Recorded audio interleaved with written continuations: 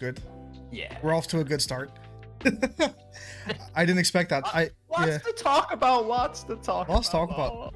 Well, first of all, it's very important to talk about where's your bathrobe. Yes. My bathrobe? Yeah. It's actually sitting right there. That's the iconic bathrobe that we all know. Just in case. Just in case I need it. It's a little toasty though. I think it's like 85 degrees out today, something like that. Fahrenheit, obviously. What's that in Celsius? Celsius? 81. How much did you say? I'd be cooking. At like 85, 81 today. But it's been crazy hot this past like couple weeks, so I've been laying off the robe for the time being. You also finished your move, I see. Yes. Is everything done? This is the house. No, God no. I'm not gonna be done working on this house for years. Oh. And unfortunately that's just the woes of home ownership. Where is the Gorilla lamp? Also important. Gorilla lamp is on the table right behind that monitor. It was up on the mantle. Yeah. But I actually just put those two things back up there, but I didn't set up Gorilla lamp again yet. Because I was painting that wall. I just painted this wall and that wall. I had all the ceilings redone. Nice. There's still so much to do though. I don't even have my couch here yet. There's gonna be a couch right there. Okay. And then I can't decide if I want to mount my. I got $1,000 TV sitting in that box for about a month now, and I haven't had a chance. Haven't done anything yet. Damn. No, cause I had to get the walls painted and all the other stuff before it, and get the couch in, and I still have to figure out if I want to put it like on the accent wall right there, where it's like kind of in the hallway, but I could use a skinny table, or if I just want to go classic and put it like over the fireplace. Yeah. If I put the TV over the fireplace and the couch is like this, then like you gotta turn your head to look at the TV. Unless you lie down with like yeah. But then it's only a one-person situation. Like, what if I have a date or something? That is true. And you don't want to force people to lay down on the first date. That's weird. Or the alternative is you're both sitting, and then one person's like in between the TV and the other person, and they're just going like this the whole time.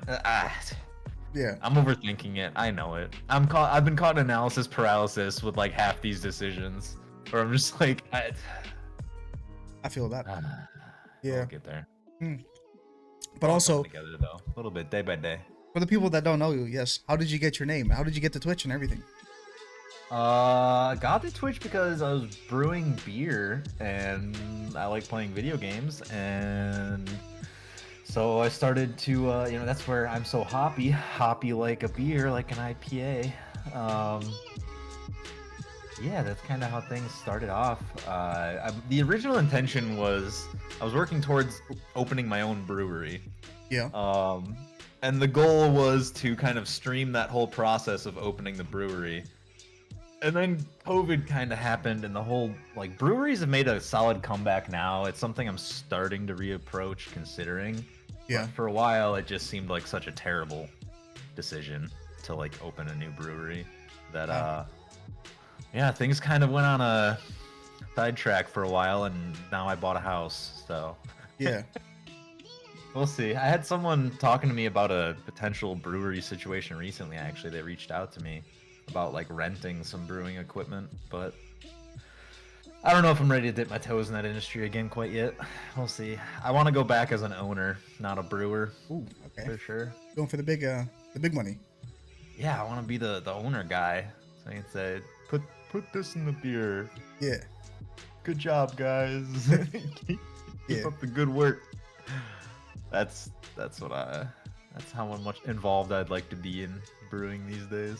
I see. Yeah, you've been working on that for a very long time. I remember. Yeah, I brewed for like 8 years. At various breweries, 3 different ones. But yeah, it's at the end of the day when you're actually a brewer, I mean, it ends up being, it's like a factory job basically. You're cleaning like 80% of the time. It's not very glamorous. Yeah. Outside of getting to say like I'm a brewer, and you get to have like some short-filled beers that you take home. Yeah. But yeah, it's one of those jobs where typically, I mean, any job where it's quote-unquote fun, they feel like they don't have to pay you as much, right? Yeah. You're not doing it for the money. Slayer said, "Pay the cost to be the boss." I think it's worth it, especially because you have a big passion for it too. Yeah, and I mean, that's what I might get back into home brewing again soon once I kind of get housing projects to die down a little bit. I'd love to get back into home brewing just to I don't know, stay up to date a little and just keep doing it because I do enjoy it. But it definitely at some point towards the tail end there, it was becoming a job where it was just when you're doing something day in day out for 8 years straight, it gets parts of it get really old. You Yeah. know. Yeah. Favorite type of beer that I prefer to brew, Jay Slayer? Probably. I mean, it's so typical now, but like a hazy IPA. Just putting in loads of hops into a fermenter. Well, it can get scary when they might start foaming over and spraying up on you. If you do it right, it won't.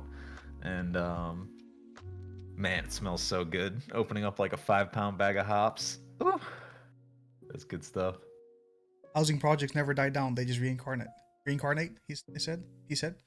Yeah. Yeah, yeah, pretty much.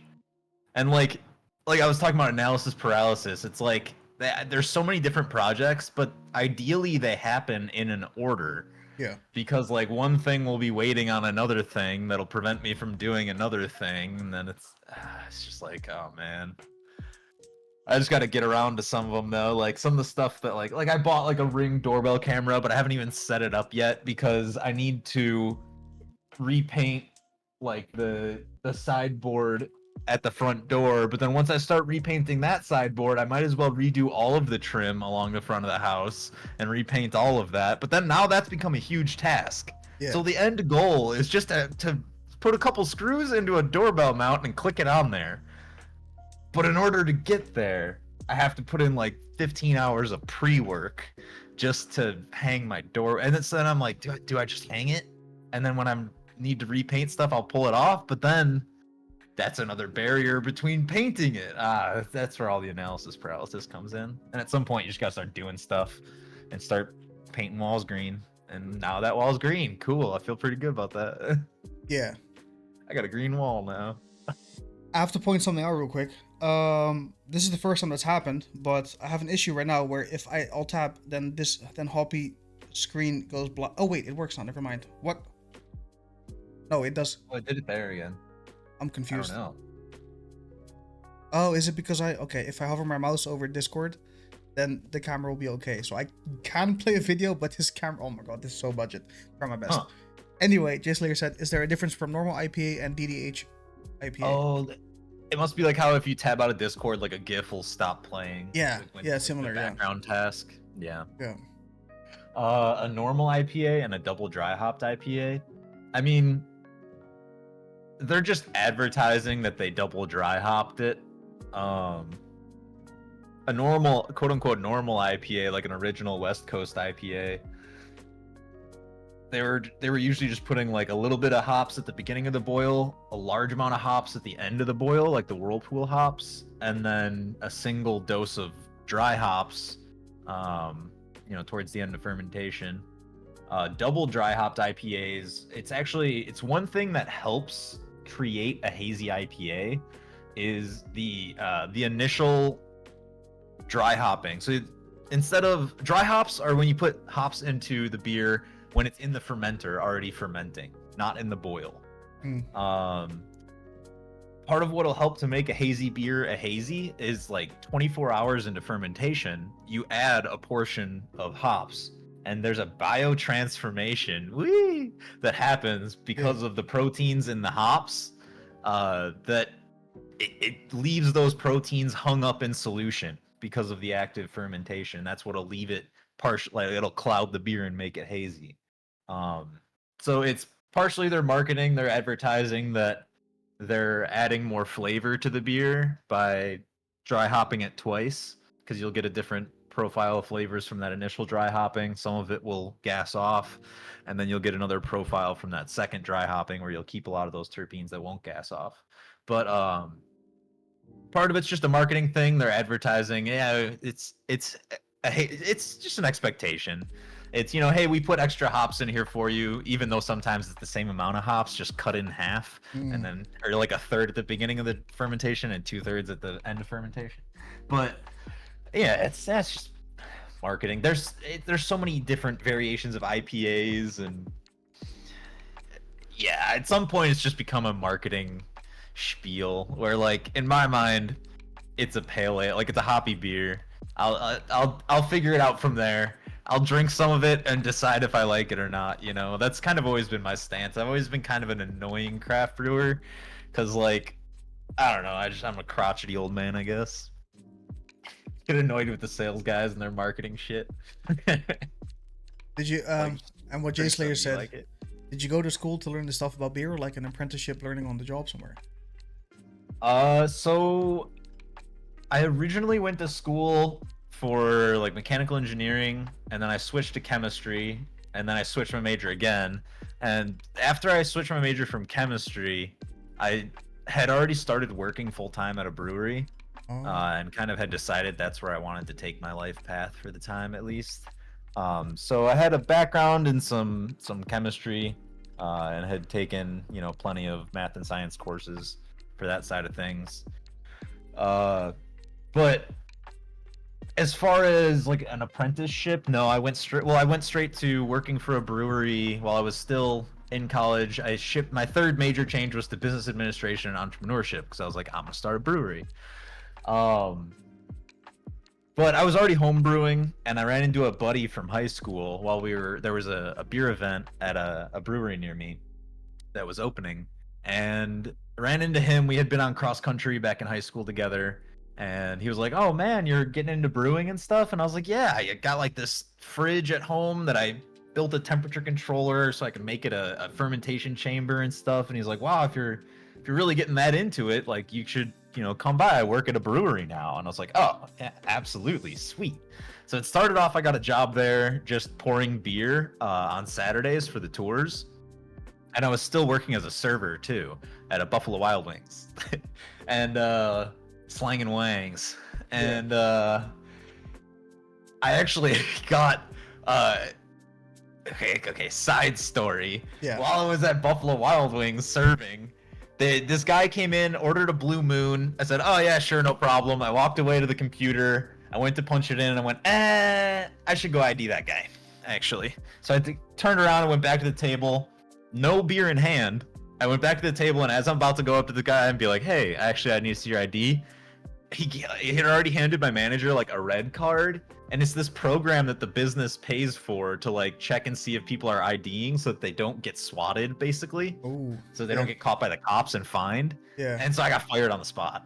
Well, not on the spot. They let me finish the shift. Yeah. The whole time going, "No, we're not gonna fire you. We're not gonna fire you, but we need you for the rest of the night." Yeah. And Damn. then at the end of the night, they went, "So I got a call from corporate." But We like, gotta let you go. but you never handed him the beer though, right? I never handed him a beer. I never even rung in an order Yeah. for the beer. Yeah, such a bullshit policy, but they do it so that the police don't investigate them as often, Yeah. and they don't get caught and get a huge fine. They pay a smaller amount to have people come in as like secret shoppers. Yeah. So I got caught with that one because I'm a space case, and I walked away and then decided to go ID the guy, and then too late. But luckily I had already started at this brewery pouring beers on Saturdays for their tours, so that kind of put a little pressure on me to be like, "Hey guys, do you need any more help at the brewery?" Mhm. Because I got time now, Yeah. you know. So luckily they said, "Yeah, sure." They kind of had someone shift over up a position to go start brewing. Actually, my buddy that got me the job, he was cellaring, and he kind of shifted over to more brewing work. Yeah. And then I took over some work on the bottling line. And while I was on the bottling line, I realized that all the cellaring work that he had been doing, he was still kind of having to do, like filtering the beer and stuff. So then I raised my hand for that. I learned how to do it and moved over to like the cellarman position, which is where you're kind of watching all the fermenting beer and finishing all the fermenting beer, and helping to like get it ready for packaging, like filtering it in this case. At this brewery, we filtered most of our beers. Yeah. So then Oh, I saw another clutch hyenas victory. Way to go, Cass Brown. Proud of you, bud. um, yeah, and then I cellared the beer for probably 6 months or so, and then we had my buddy that got me the job got a better offer, got a better position at a bigger brewery, and so he moved up. He moved on out of there. That place that I initially worked at wasn't great. I mean, it was great for getting your foot in the door in the industry and advancing through, the positions there. You learned a lot, right? When you got to the top, you were still not that far from the bottom, essentially, as far as like pay goes and responsibilities and respect. It was, that brewery went out of business, to say the least. But you learned? Did you learn a lot from there, or no? What was that? Did you learn a lot from working over there? Oh, absolutely. Yeah, it was a fantastic opportunity for me. They paid this lady who named Mary Pelletieri, who literally wrote the book on quality control in the brewing industry. She lived like a state away, and they paid her to drive down once a week and give us like a quality control course. And nobody was taking advantage of it. Nobody like wanted they would like passively learn from Mary and be like, oh, cool. Yeah. Whereas I was like, okay, I'm gonna focus on quality control now. Like that's what I want to focus on, because I have you that I can learn from. So absolutely, give me all the knowledge you're willing to share. So then for a while that really helped, and that's when I kind of I went from cellaring to brewing, and then brewing to like the quality control side of things there. And I was doing that for a while when a barbecue joint kind of in my hometown decided to convert into a brewery, and I heard about it, reached out to them, and they hired me to help kind of transition them into starting a brewery. I didn't know at the time that it was like a half of a brewing system. It was just a smart brew system, which is basically like they buy the wort and then just ferment it on site. So that was the whole curveball there, but it was still a great opportunity for me, a 10-minute commute instead of a 45-minute commute. So that was kind of how that transition. So that was another situation though, where like there was a falling out at the first brewery as I was already lined up for the second job. So twice in a row, I had this situation where I already had a better thing kind of started and going, and then something like on paper disastrous and bad happened with the first one. But then that opened up my time to kind of pour more resources and effort into the thing that I actually cared more about. So it was kind of like a blessing in disguise situation twice in a row. And I actually kind of multiple times in a row, because then after working at that brewery and another brewery, I was ready to move out to Colorado, and COVID happened, and then ended up hearing about a job out there and was able to move out there for a while and kind of explore that opportunity. And that's turned into the current job I have working from home, which has been fantastic. So I don't know. I have some questions. Yeah. Since you mentioned COVID and everything, I think that was also around the time where I got to know you because you streamed. So I want to go over that as well over streaming. But first, I want to cover Jay Slayer's question about: would you recommend learning to homebrew for a casual Carl, or recommend that for someone like a diehard Daryl? There are multiple different levels of like home brewing that you can do. So you can make it really casual if you want. I'd say if you want to keep it extremely casual, make some mead. Mead is you boil some water, you put honey in it, and then you mix it up, and you add yeast, and then you just let it ferment. And then you just siphon it off into another bottle when it's done, let it sit there for a while again, and it's done. There's like nothing else to it. But home brewing can go from like extract brewing, where people have made like a malt extract. You just boil that into water, maybe, and then you can kind of go a step up and add some supplemental grains to that, and then throw a couple hops in there. It scales up. You can just bottle, or you can start getting into kegging. There's kind of a spectrum of how much you want to get sweaty with your home brewing, for sure. the sweatier you get, the more equipment you buy. It tends to take some of the labor out of the process, which is nice. But overall, it's actually it's dip as your toes, difficult as you sure. want it to be, basically. Yeah, I started with a 1 gallon carboy, which made a total of like all said and done like 10 beers, Hmm. 8 beers, something like that, after losses. I started with a 1 gallon carboy. I made a batch of beer on that. I went, cool, that was fun and rewarding. Got a 5 gallon system, like a 5 gallon carboy. Made a couple batches of beer on that, and then started upgrading kind of like the brewing side of like I bought a stainless steel kettle, punched a hole in it, and put a valve on it, and kind of that was another little upgrade for me. And then that was kind of when I started working at a brewery, so home brewing fell to the wayside when you can just go to work and have like French drains in the floor and you can spray anything you want with the hose to clean it off. It just Yeah. becomes 10,000 times easier, depending on the space you're working in. Doing it out of your kitchen can be a little rough. I would definitely recommend getting like a propane burner and doing the boil like out in your garage or on the driveway, so you're not steaming up and stinking up the house with hops. Is it that bad? I mean, I like the smell of it, but Yeah. my mom didn't always like the smell of it when I was living at Yeah. home, boiling hops on the kitchen stove. Yeah. Yeah. And then there was another question.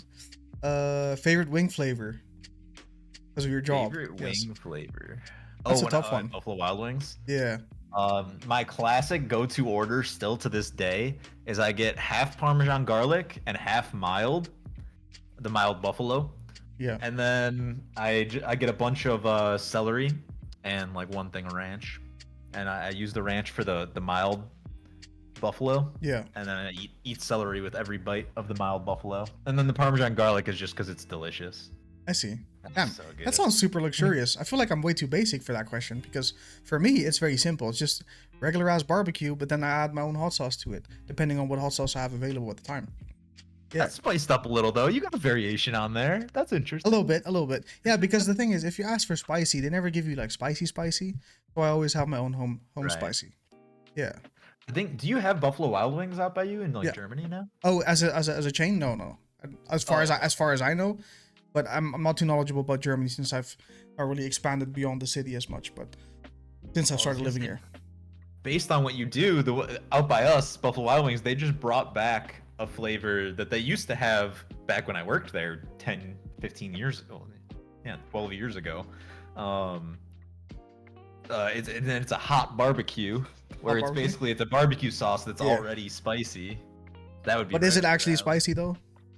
Is it really? It was up there on the chart. It was like equal with like the medium heat buffalo. Maybe okay. like it's spicy to the point where it's not completely overwhelming. It's a good amount of heat, but you can still taste the sauce, which is for Yeah. me is perfect. I don't like when it gets to the point where all I feel is my tongue burning, and, like my face Crying and burning, everything. and I can't Yeah. taste anything at that point. I don't like that much. Yeah. That's just a dick measuring contest at that point. Like, why? I do No, like wanna it. enjoy my food. I like it to the degree where like I start noticing it and I start crying or like stuff comes out of my nose. Like that's If okay. it's a slow burn. Slow I burn, like where yeah. it ends up where I get to like Yeah. yeah, and you're like, you're flushed. But it's good And enough you to keep feel on your eyes going. watering up, your sinuses Yeah. start clearing. I had that the other day. I had the sriracha chili garlic sauce. Ah, I took yeah. that and a little honey and just dumped a bunch of it onto my chicken and rice. Yeah. And like by the end of that meal, yeah, it's getting me. That's what I like. That's perfect. Like I like a good amount of heat. Same. But yeah, at some point it's just like, all right, this is stupid. Like Yeah. I usually deseed my peppers when I cook with them, DC? but I use a bunch of them. That's kind of where. What does I that mean? lie. What does that mean?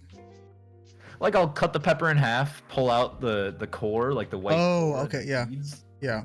and then I'll chop up the pepper itself, like the flesh of the pepper. Yeah. And I'll use a full jalapeno or 2 jalapenos when I'm making like a skillet or something. Yeah. But I deseed them, so they're not like. Oh, it's as crazy de-seed them. hot. Oh, okay. I see. I Yeah, didn't quite understand. de-seed. Yeah, seeding. Yeah, seed. Yeah. Yeah, that makes which, sense. Like that's where like a lot of the heat comes from. Yeah. So you're like cutting a lot of That's that that's out, but that's cheating though. yeah, it's cheating, but then I'm getting all the flavor of the That pepper, is and I'm true. still getting some heat from it. It's Yeah, just not like, you know, yeah. I gotta worry about my stomach too at some point, man. Oh my god, stomach, yeah. Because I've definitely had some hot sauces from my grandma that happens to know a guy that knows a guy that knows a guy, and on the corner they know like an old ancient man that makes his own homemade spicy And this sauce. dude's literally just grinding up peppers Yes, and putting them in a jar. exactly. The jar, you know, Yeah. the jar that does not Yeah. have any sticker on it, nothing, no etiquette, whatever. It's just a Uh-huh. jar. Yes, those are the dangerous spicy hot sauces for sure. He's just grinding up peppers, puts a splash of vinegar, and he's Yes. like, hot sauce. It's crazy, and it was like it was black, the black sauce. Oh god. Oh, so he probably roasted it all. Roasted the peppers I have first. no idea what he did, but And all then I know is like did you can't eat skin that. 'em. You can't eat that, man. You straight It's up like some hospital, dude. Chipotle peppers, yeah. Yes, I can't do that. Now that's a bit too much for me for sure. But I do like my food to be spicy on average. Yes, I do like that a lot.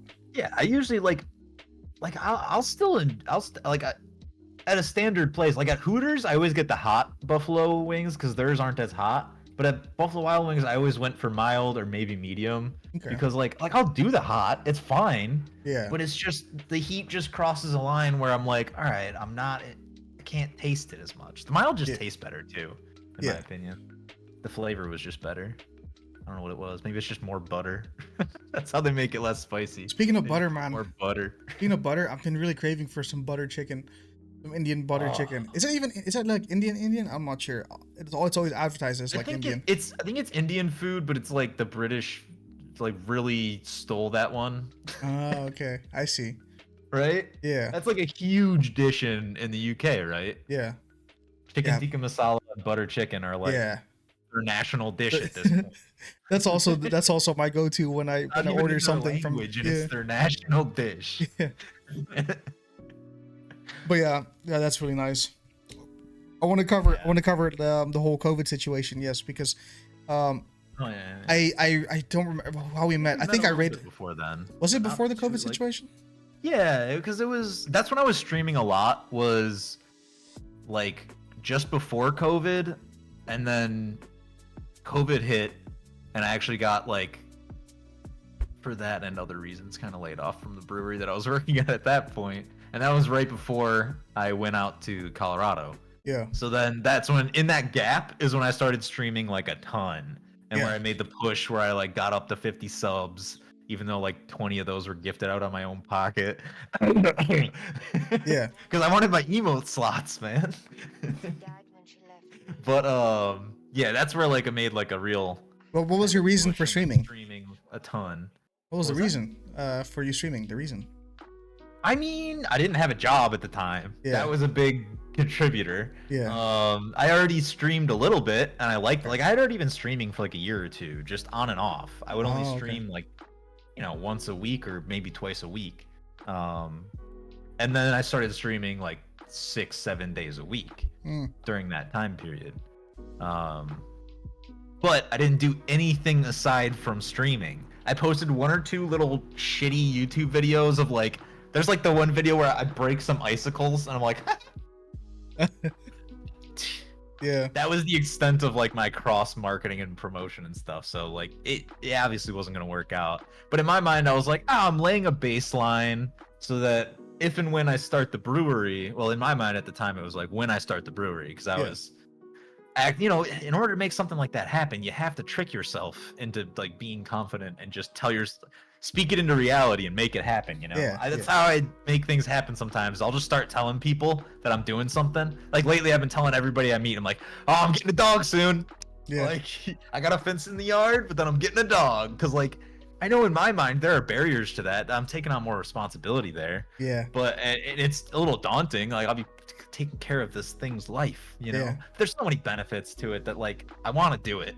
I just don't necessarily have the motivation myself. So I'm just going to talk about it out loud for a while. And then eventually I have to do it now. Yeah. Yeah. Same thing for So us. that's We what I was also doing want with that. the brewery thing at the time. Yeah. Mm. And that was kind of the point of streaming, was like to lay the groundwork and get some viewers. And then when I start the brewery thing, I would already have, 10 viewers, 15 viewers that, as I'm doing little test batches and stuff, Yeah. I'd have an audience. And it was just fun. I still think I'm going to get back into it at some point. Yeah. I That's all. just want to make an actual push at it next time I start streaming because I haven't streamed in like 2-3 months. And if I I think can give you a compliment though, I will say that you are one of the few streamers that I know that are actually just that I can see that they're just enjoying themselves, which a lot of streamers don't necessarily have that feel around them. Like it's cool to hang around, but like if you don't have anyone in chat, let's say, you don't need any. Oh wait, no, let's say it in another way. You don't need anyone in your chat for you to enjoy the stream, because I see that you're just having a good Right. time. Yes, you're definitely one of the few people that I know that I can watch and just I don't have to worry or anything. Like I never feel bad. Sometimes I watch some people and I genuinely feel bad and I'm like I have to type some more and stuff. But like for you, it's just like, hey man, Hoppy's having a great time already. Yeah, Yeah, and I think that's part of the distinction between I wasn't treating it like, oh my god, this is my way of life, this Yeah. is my job, this is how I'm gonna eat. You Yeah. know, it was like I was still living at my folks' place, and any other time that I've been streaming, I also have a normal job. yeah, So it's like, you know, I'm making that choice in my free time to do it for fun. yeah, Whereas other people, I can definitely see would have a lot more pressure placed on the situation, and when you're under that pressure, all of a sudden there's this like need to perform yeah. Exactly that. where Yeah. you got to fill every minute. You know, XQC, go go go, and Yeah. then and then it's like you're putting on a performance, and it becomes really taxing. And Yeah. I did reach a point where, like, when I was making that push, doing the whole gorilla lamp clip and stuff, like Yeah. obviously I'm being performative Yeah. for a good portion of my stream. But then I would also just kind of like chill out and play Minion Masters. So Oh although my that god. ended up being like the most. If I stream again, I'm probably gonna stream Minion Masters. Minion That game Masters. popped off, dude. Yeah. It had so many Twitch integrations, and there would be a ton of people just hanging It's out. always the niche games. Always. Yeah, Yeah. right. I think we both did really well in depth too. We both saw like 10 Yeah. extra viewers out of nowhere. Yeah, We, back like, back then switched for to sure. depth and the number went up. We're like, Yeah. huh? Yeah, we were one of the few streamers streaming that game even. Heard of And, this? And then yeah, we looked at the category and it was Yeah. like you, me, and like one other person Yeah. in the category. Yeah. Oh, okay, all right.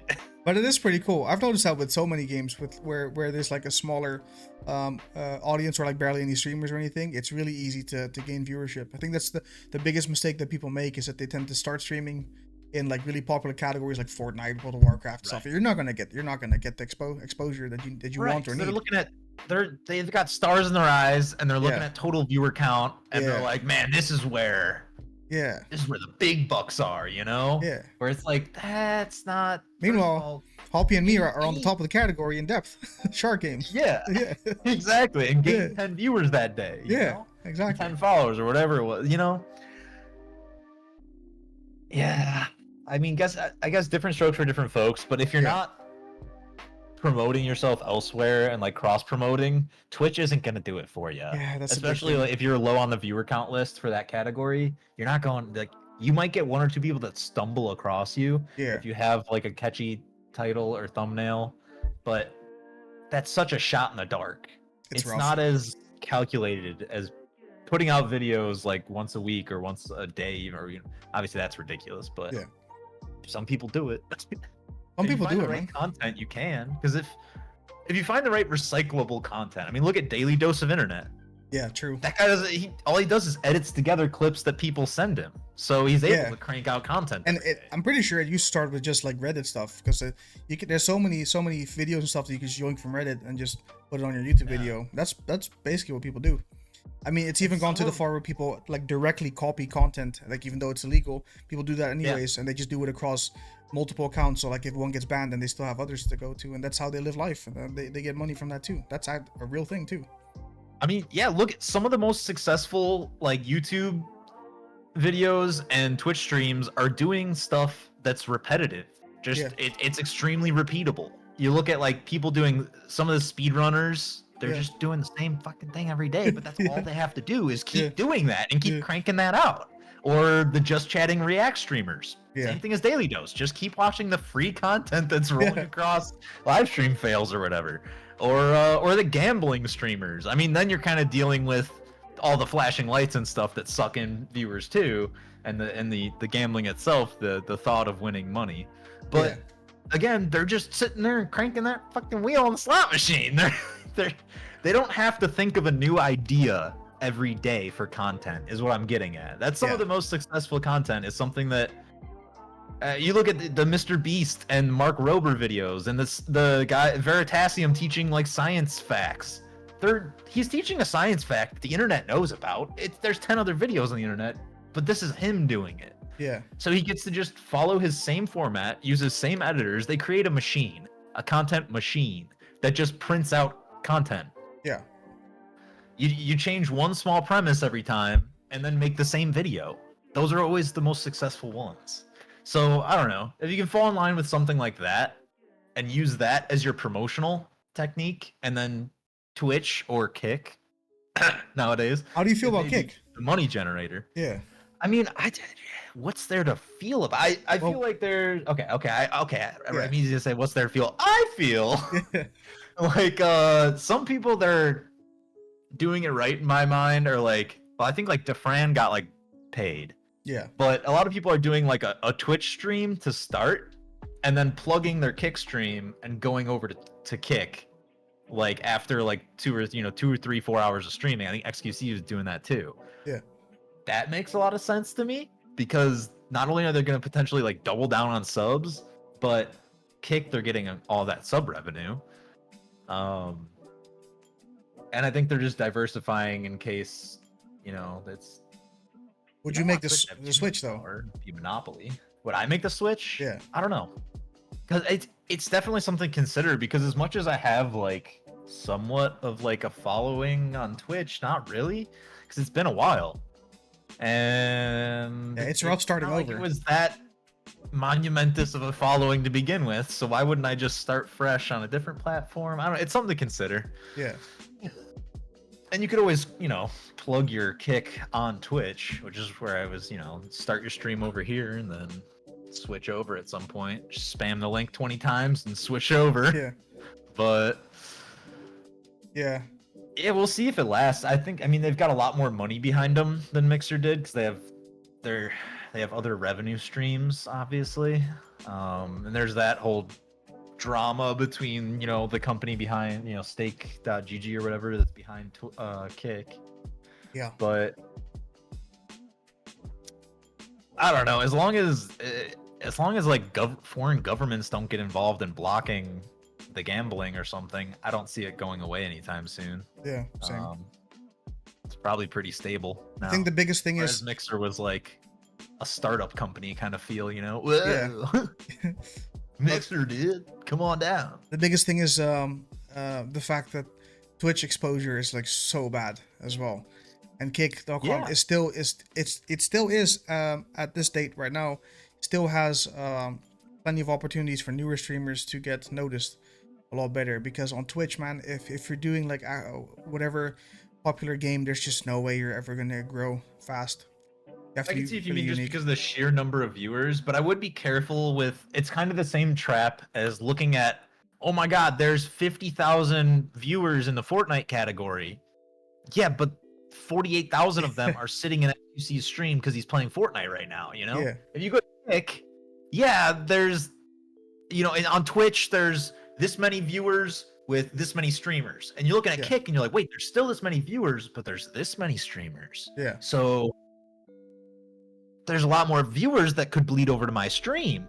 And sure, but all those viewers that are on Kick right now are there because they're extremely loyal to the Yeah. streamer that brought is them true. to Kick.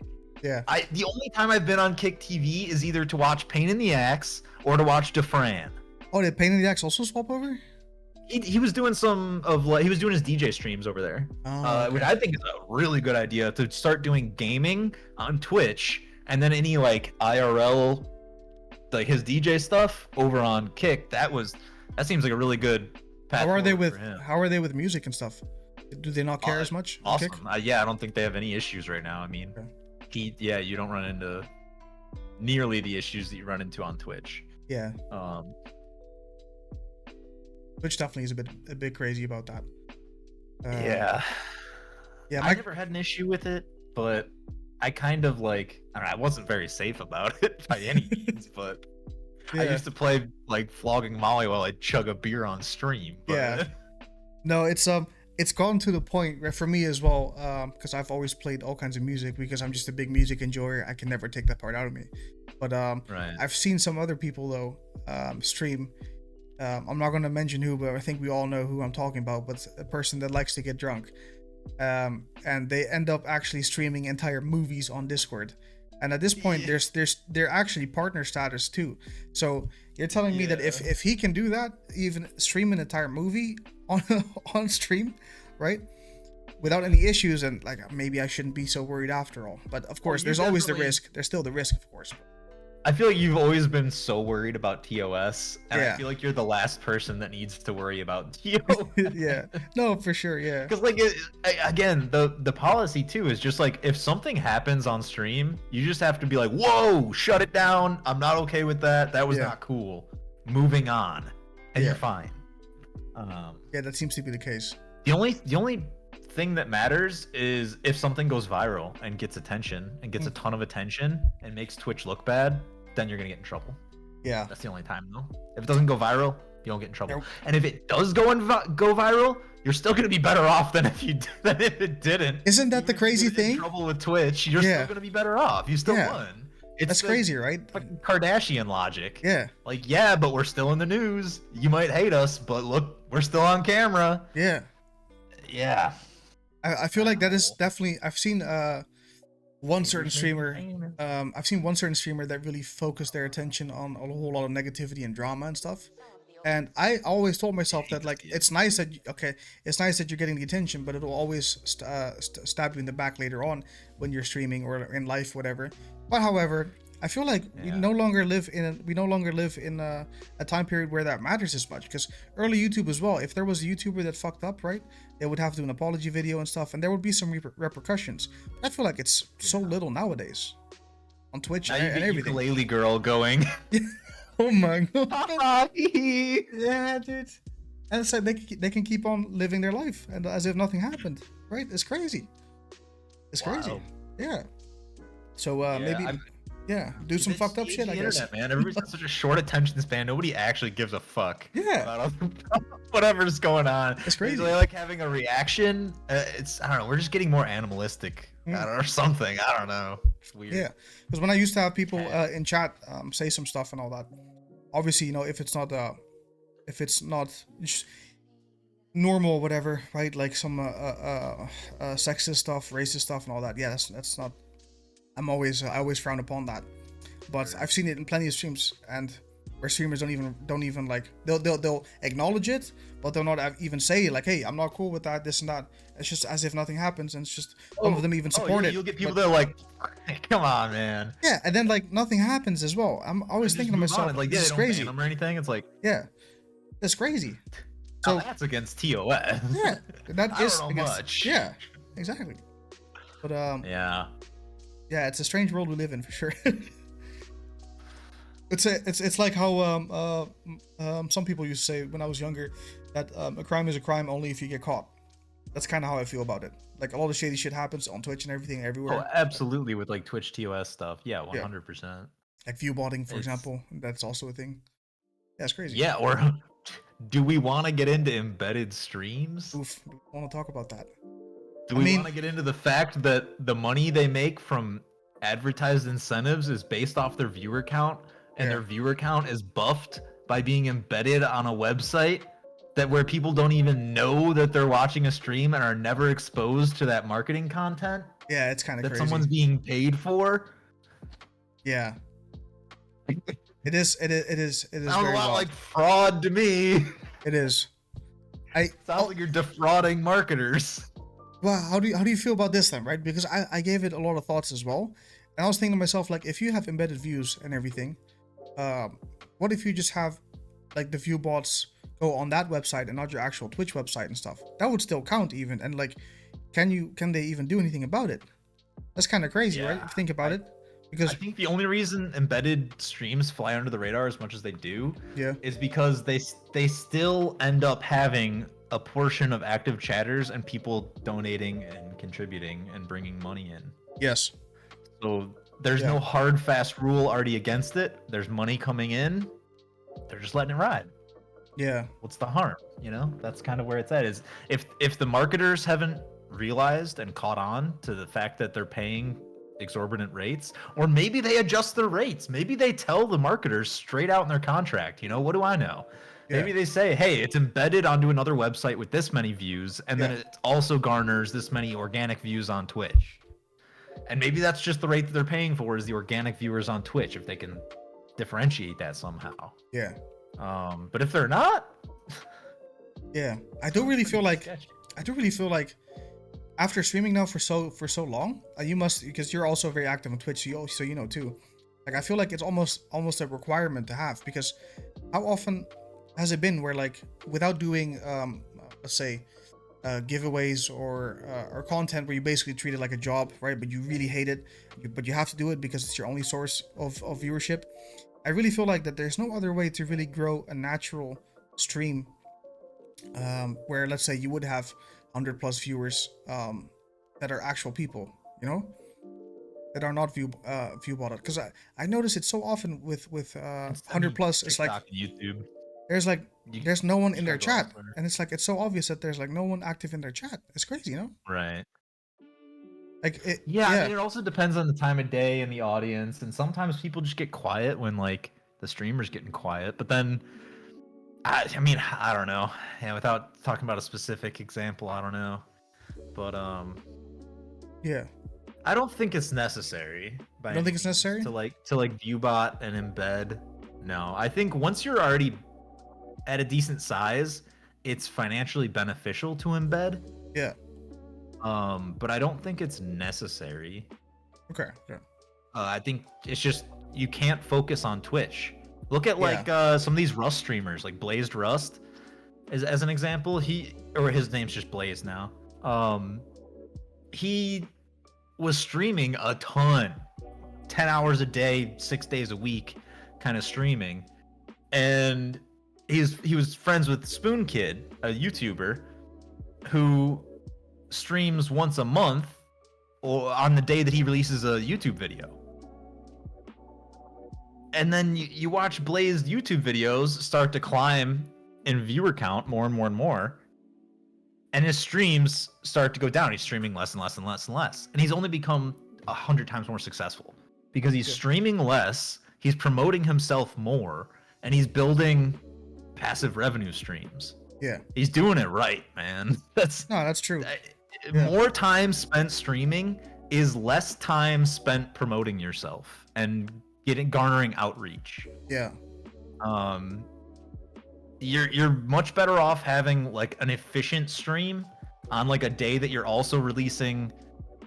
That's what a lot of these Rust guys will do is they'll release a YouTube video, they'll stream, they'll wait until, you know, the right time of day, send out a tweet that plugs your video, and then tell everybody in chat, spam the link, here, open up this tab, go watch it tonight, go watch it right now, leave it playing, whatever, help me support it, comment on it, like on it, because then you have active people that you're talking to that you can immediately buff the algorithm for that YouTube video and kind of give it a nice launching platform. Yeah. That's the way to do it, is stream less and promote more outside of Twitch, completely outside of Twitch. But that's work. That's the reality of the situation. It's easy to hit the go live button and play video games. Yeah. That's the easy part. That's the dream part. Yeah.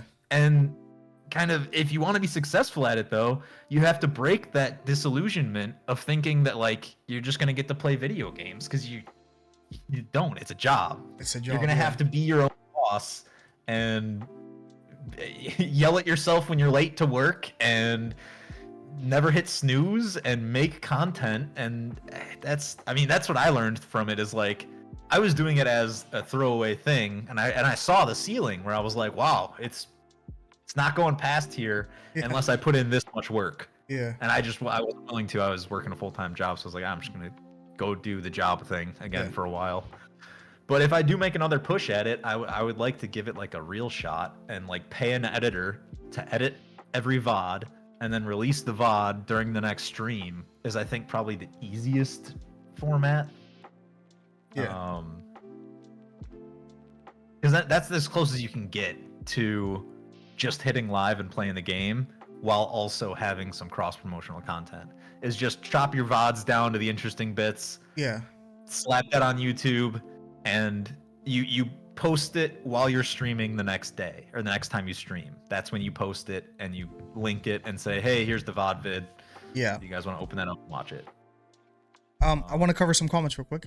Because Jay Slayer said before. Let me grab a beverage real quick. I ran out of coffee and it's time for beer. So sounds good. I'll be right back. Okay, I'll read it. Harm comes in the marketing agencies lowering their rates or just opting to engage these platforms significantly less. It's just a matter of time before the people paying for the ads look at the return of investment or what they're spending. Yes. I've seen some streams where there is 24k plus viewers in that chat. Yeah, that's that right there is the biggest thing that I don't quite understand. And a sausage in a bag. Sausage in a bag. That's so random. Well, yes.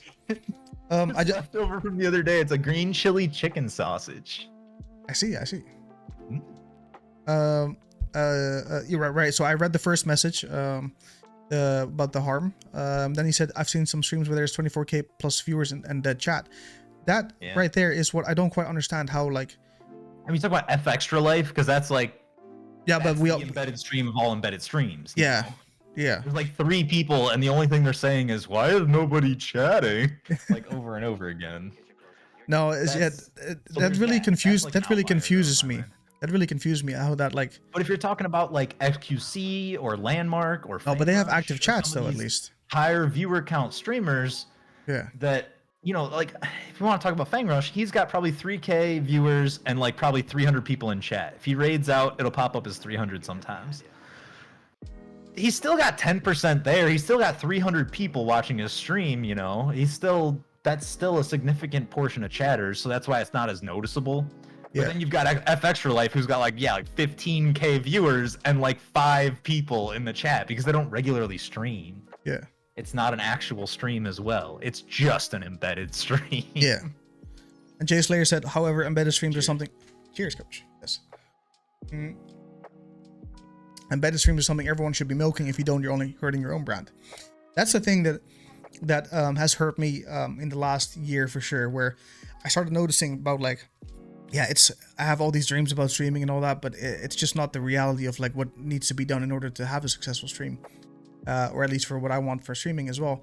That's why I started doing YouTube now and TikTok, because you need it, man. Hobby said it as well. I mean, everyone knows it. I know it, but I just always refused it for so long because I thought to myself like, oh, I can just hit live and be okay with everything, right? But no, you have to have YouTube. You have to have whatever other sources, and just always work on that. And Twitch is always the bonus, but Twitch is not the main source, because that time is over, I feel like.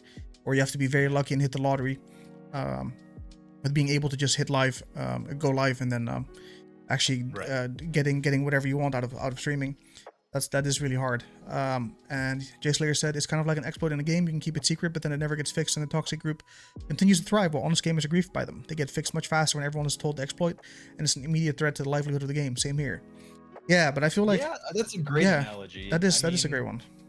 It's so you asked earlier, is it necessary to embed? I would say no, it's not necessary, but I can see how it's being viewed as a very important tool in the tool belt now. I would just say if you do decide to do it, like be very conscientious of accepting any advertisement opportunities, because I foresee a big thing happening there at some point in the near future. Yeah. They're defrauding investors otherwise. Or they're defrauding marketers. I don't know. Again, I haven't seen the contracts. But if you're gonna like auto accept a deal that's just based on your Twitch numbers, I don't know, something to consider. But that being said, the advertisement rates have apparently gotten really good for Twitch lately. Where if you just have a viewer count, you can make enough off ads. So I get it. Yeah. And it's the big boy version of when you first start streaming and you also watch your stream on your phone so that you have like 3 viewers instead of 1. It's the big boy version of that, where all it's gonna do is help set a baseline view count for you on your stream. Yeah. Which is very important. That part I don't see as being as sketchy, but it is definitely, you get that launching pad, that platform that other people don't. So it's like taking steroids. What do you think is the baseline for where you can start growing on Twitch with how many viewers? So that's a broad question. I don't. That's. You I know, mean, you start growing from zero, right? Right yeah. off the bat. But That's where you start where is growing it like from. very noticeable that suddenly you can get more people coming in depending on what game you stream? I don't think the number of viewers matters as much as having people talking in your stream and chatting. Okay, that's You can have interesting. 10 viewers, but Yeah. if all 10 of them are active chatters, paying attention and conversing, Yeah. you will fare better than someone with 100 viewers. Better than someone with 50 viewers Yeah. and like nobody talking. Yeah. Because then people get caught up in the conversation, they have fun, they come back. Yeah. Yeah, what Jay Slayer said, there's also the high viewer factor. Lots of viewers are more likely to click on your stream and check you out if you already have a good amount of viewers interested 100%. seemingly in your content. Yeah. For me, We're all guilty of it. yeah. I'll go to a category, I'll click on the one of the top 4 streams with the most interesting thumbnail. And drops. And drops, of course. Yeah. Twitch God drops. forbid there's drops. I have all 10 of them open.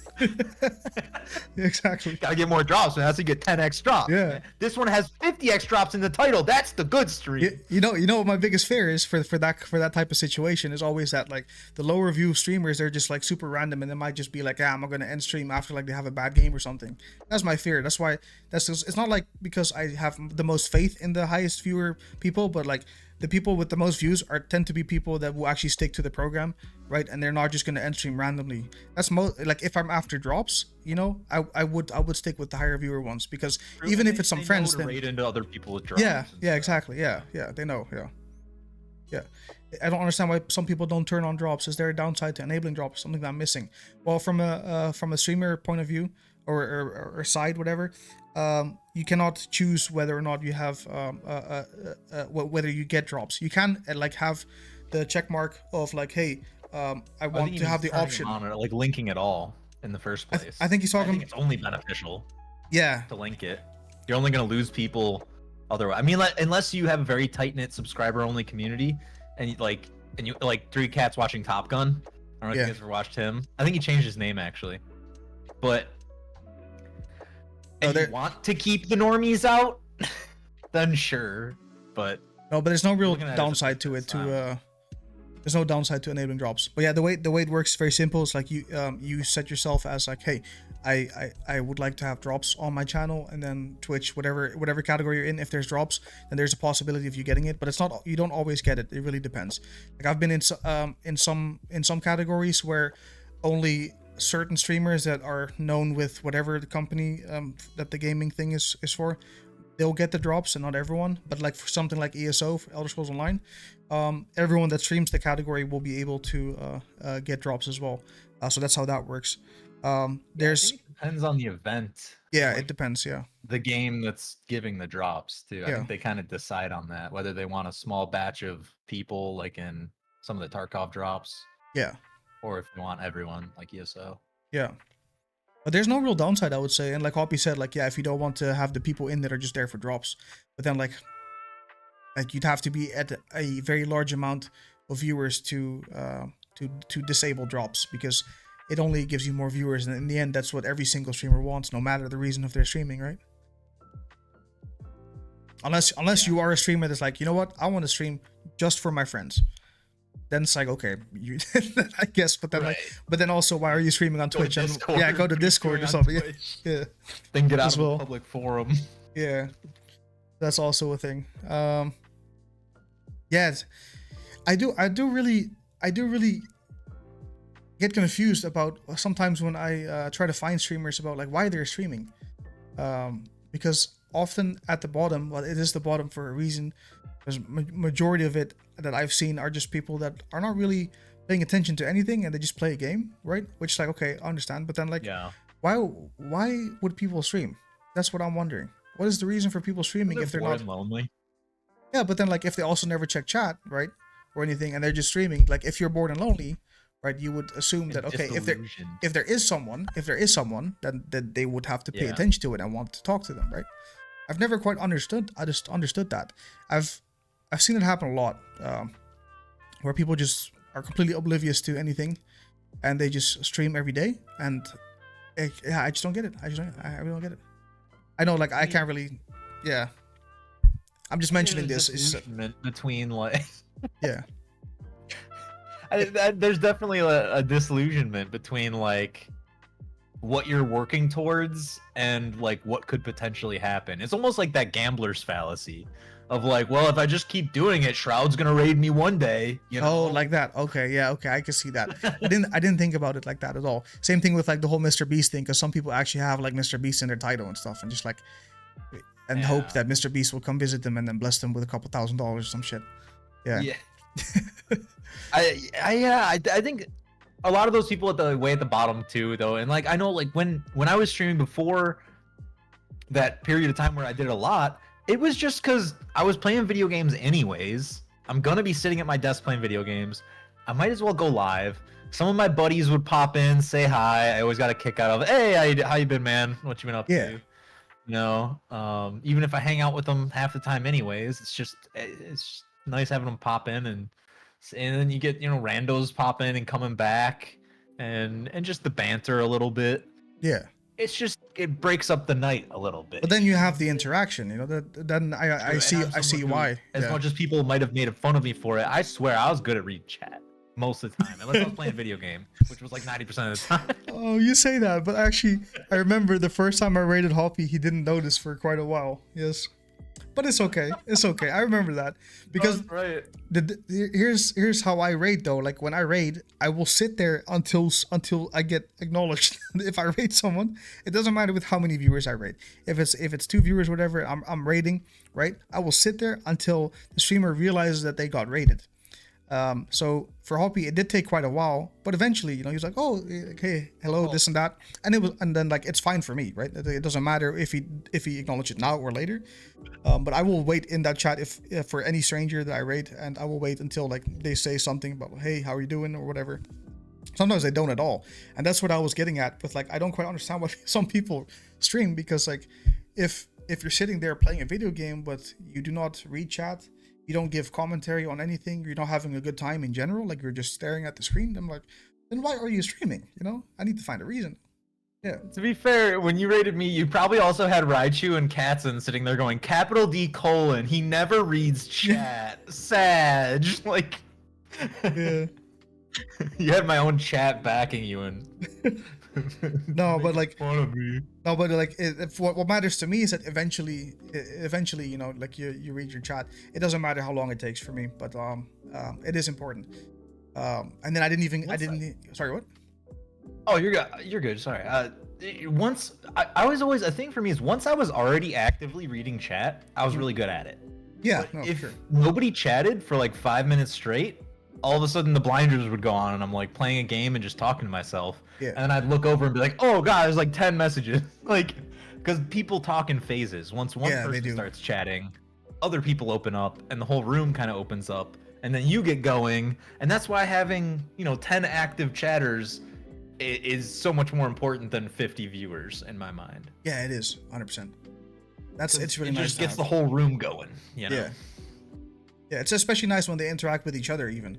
Then it shows that like it's not just about the streamer, because like often I do see in streams or even my own streams earlier on where it's just like they're asking me questions and I answer them or anything, but like there's never any like chatter among themselves and stuff. And I really found it to be a good turning point when I realized that like, hey, my chatters are getting to know each other, and then suddenly it's like, hey, let's play the games together or whatever, and they became friends and whatnot.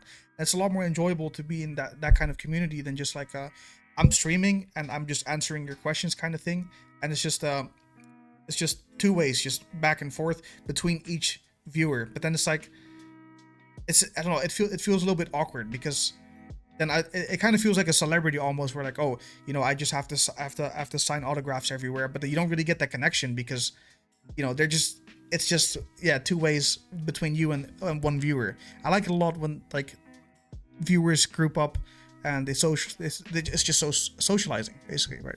Yeah. I mean, yeah.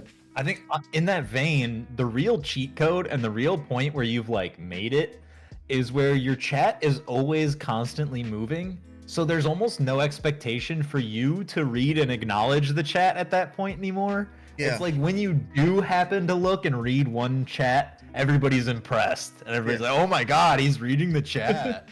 Like you look at like, you know, like Shroud and Summit and Landmark and them, where there's no pressure anymore.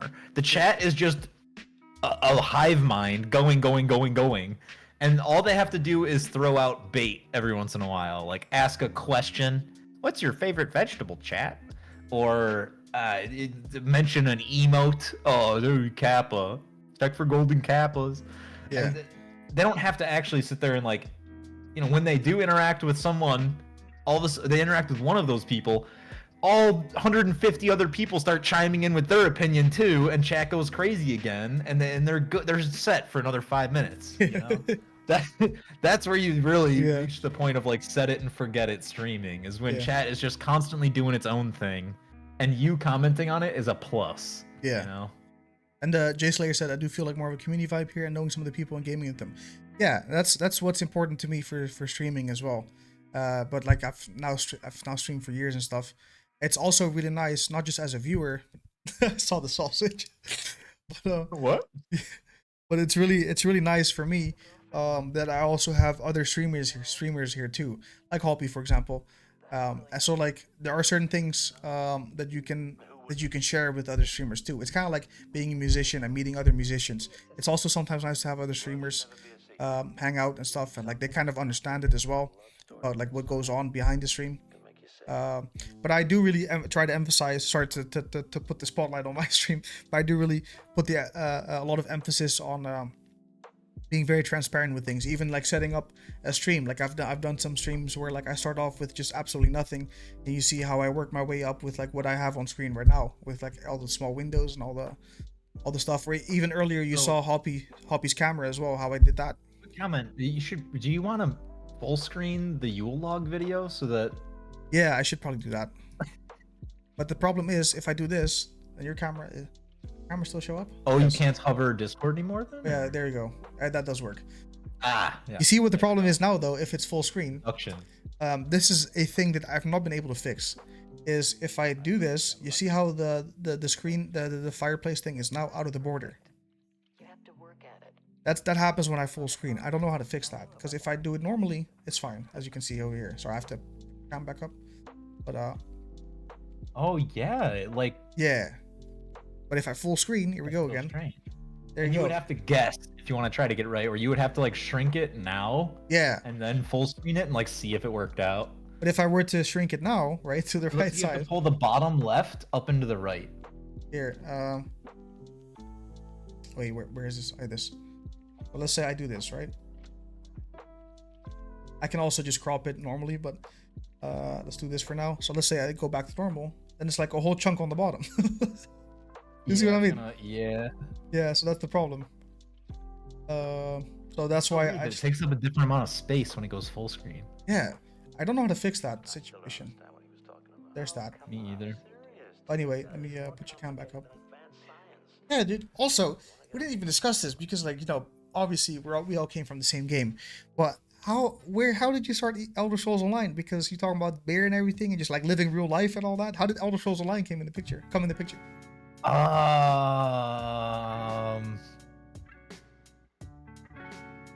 I wanted to play an MMO, and obviously, like everybody else, I liked Skyrim back in the day. Yeah, we all had that going on when we were looking at ESO. ESO had been out for a while. I actually played it on console first before I built a PC, because I didn't have a PC as a kid growing up. I built a PC, 6 years ago, something like that. Like a year before, like I built a PC and started streaming basically like right away. For a while, I was actually streaming console games through a capture card on my PC. Yeah. Because I still had like, you know, Overwatch friends, and so yeah, for a while I was playing ESO on console, and then I built a PC, and right away I wanted to play ESO on it, but nothing would transfer. And looking back, it's hilarious because I had like one level 45 character and like one level 20 character, and I was so broken up about it. I was like, no, none of my stuff will transfer. Yeah.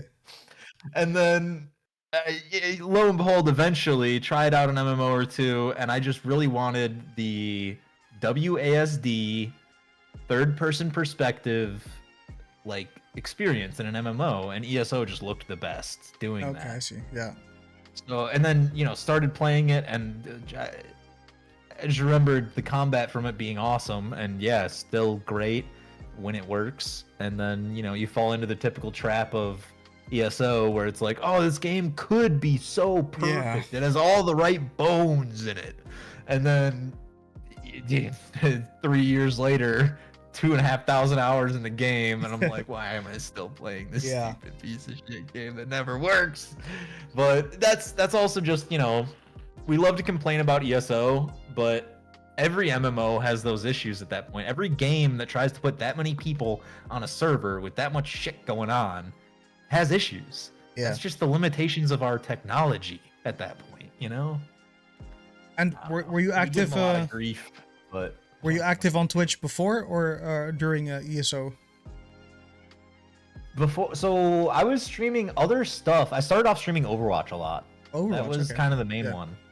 And I would plug my stream only when we won the game. Of course. I Yeah. would put it into all chat. The classic. If we Yeah. lost, oh, I'm out of there. Yeah. The classic. When Yeah. we won, I was like, there's either going to be people on my team that had a good time hanging out and chatting with me and playing games, Yeah. or there's going to be people on the other team that were like, dude, this guy whooped me this game. But I figure, like, if I lose, I'm not going to plug it, because then Yeah. they're going to be like, who's this jabroni? I just beat them. You Yeah, know? exactly, Why would I go yeah. to watch you?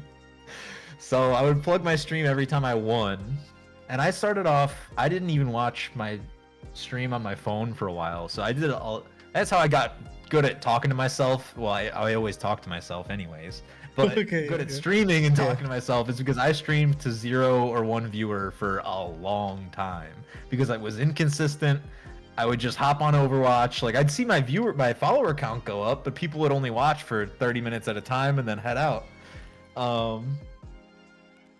Slowly over time, though, it built up, and I was at like maybe 5 concurrent viewers or something. And then I started playing ESO a lot again and streaming ESO, and I was like, wow, this community is really cool. Like, there's a bunch of cool people in here. You know, I like the game a lot, and BGs are super fun, so I started spamming BGs and playing ESO. Yeah. And probably got up to like that was around the time where, yeah, I got up to like 10 average viewers, like 50 subs. That was like the peak of my channel. It was kind of during ESO, COVID. Yeah. I think I was doing a little bit of variety stuff, but a lot of ESO. Yeah. I have really bad news. I can't need to go to the bathroom. Yes, super random. I can't hold it. Okay, It's the beer, the leak. Yes, the first deal. that'll do it. I Yes. feel like it's not that bad of news. Well, I mean, I have to go to the beer back screen. I really have to go. I'll be right back. I'll be right back. You're good. You're good. I'll mute up. Okay. Hello. Ah, okay. Hello. Hello. Yes. Hold on, let me actually. I'm gonna crank my AC down a couple degrees. Yes, I've returned. I don't know how people do it with drinking beer and not having to go to the toilet. Yes. Started getting the sausage sweats. That's all the sweats. I was just talking about, like, how do people do it? How can people drink beer and not go to the bathroom as often? Yes. Training, years of training. Years of training. I see. Yes. You don't have it that bad? This is my ninja way, Z. Oh. Yeah, that's crazy. For me, man, it's well, I don't really, I It's don't also drink a my lot. first beers, though. Ah. No, I mean after a couple beers. Well, interestingly enough, Z, the more alcohol that you take in, you decrease your levels of ADH, or antidiuretic hormone, and your body's natural equilibrium level for liquids will lower, causing you to excrete. You know, Oh. I did not know that. that's what'll do it. That's what I'll do. Antidiuretic hormone, and that's why, like, drinking a glass of water in between every drink, if you end up drinking the same amount of alcohol, you're still gonna get really dehydrated. You're just gonna pee a lot more. Yeah. But you're also diluting the alcohol that's going into your stomach, so you're gonna get less drunk overall over time. Like, it's still a good thing to drink water, but don't think you're not gonna end up dehydrated the next day. The best Yeah. thing is, when you're done drinking, drink a bunch of water Yeah. before you go to sleep. Yeah. I learned that as a Then your teenager. body will actually hold on to some of that. Yeah, I've always done that, man, because I used to live in a boarding house and stuff, and not appearing drunk is like a really big thing, of course, because you don't want to get grounded. And I always after drinking, dude, before I go to bed, no matter how drunk I am, where I'm like nearly like stumbling and stuff, I always drink a lot of water to the point where like I cannot take anymore, which might not also be healthy, but I still did that. And then, but I would wake up and I've only rarely had a hangover, and it's only on the times where I just did not feel like drinking anything normal. Otherwise, A lot. yeah, I've never had any hangovers. No. I mean, those are probably the main things: are replenishing your fluids, Yeah. and then replenishing some of your water-soluble vitamins, because you've been peeing so much. Like Yeah. your B12s and stuff, your vitamin Bs are gonna be a little bit lower than they should be. But you also just get that from food. But Yeah. if you drink like every day and pee a lot, you probably supplement some water-soluble vitamins. Might be an awkward question to ask, but since you know I'm so happy, do you drink a lot as well? Yeah, I drink a fair amount. I want to drink more than I do. I definitely still like restrain myself sometimes, but yeah, I drink a fair amount.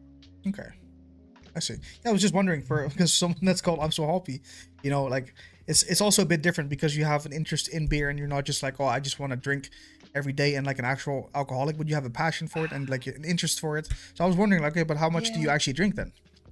There was that. I mean, and for a long time, that's what I told myself. I was like, oh, I'm just interested in the beer, but like I'm not even in the brewing industry anymore. Yeah. And I still just love drinking beer. So like at some point, it's just sometimes I'll catch myself being like, wow, I drank a lot this past like week or two. Like I need to dial it back. And so there's no hard fast answer. I regularly do kind of catch myself like, oh, I'm getting out of hand. I'm drinking too much beer. Yeah. And then I'll kind of keep an eye on it. And, keep an eye on it. You know, you tuck it way down. Yeah. It's like an Always Sunny.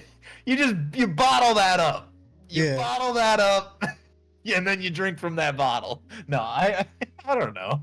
It's not. I wouldn't say it's not like yeah, it's not like I'm waking up in the middle of the night with the shakes and I need to take a shot of vodka. You know. Yeah. No. It's not like that, but I love beer. I drink, you know, I like drink beer. Have you ever been to Germany or anywhere else? Yes. You have. Okay. I've been to Munich. How was that? Oh, it was awesome. I stayed at a little hotel right by the Hofbrauhaus. Yeah. It was like walking distance to the Hofbrauhaus and the train station there. And yeah, it was a fantastic time. The housekeeping lady walked in on me while I was in the shower, or actually while I had just stepped out of the shower. Yeah. I had the sign on the door that was like no maintenance necessary. Yeah. And I was in the shower with it running, and like right as I stepped out, she like there was another door into the bathroom too, and she just like opened it and was like, oh, and we both just like locked eyes.